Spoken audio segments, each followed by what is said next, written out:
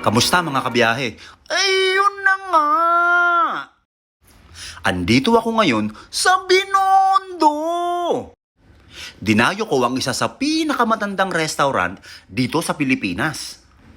Ito ang Toho Pansiteria Antigua, na itinayo noong 1888. Grabe, 135 years na silang nag-ooperate. Nag-order na ako ng Yang Chow fried rice. Sinamahan ko ng steamed fish fillet with ginger sauce.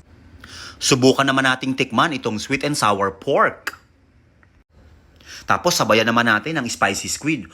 O ayan mga kabiyahe, check out nyo lang ang mga presyo nila sa menu. Hindi naman ganun kamahal.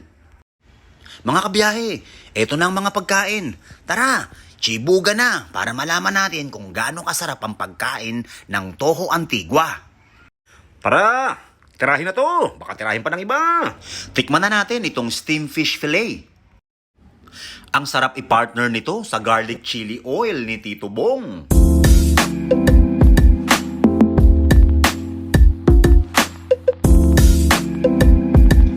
Unang subo, nako po, napakalupet na humahagupet. Grabe pare! Swabe mga kabiyahe!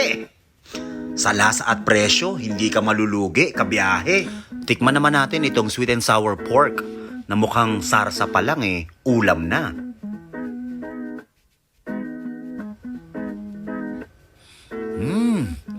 Rapsa din siya, sakto rin sa Yang Chow. Isa pa nga uli.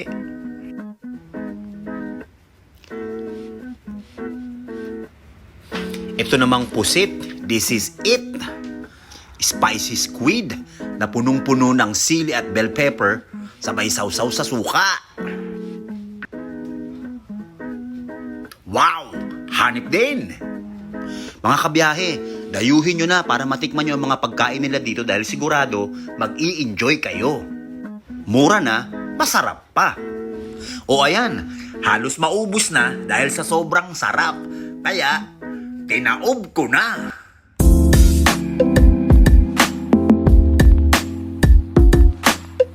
Oh, ano bang inaantay nyo? Dayuhin nyo na itong Toho Antigua. Hanggang sa susunod na journey at biyahe ni Fu!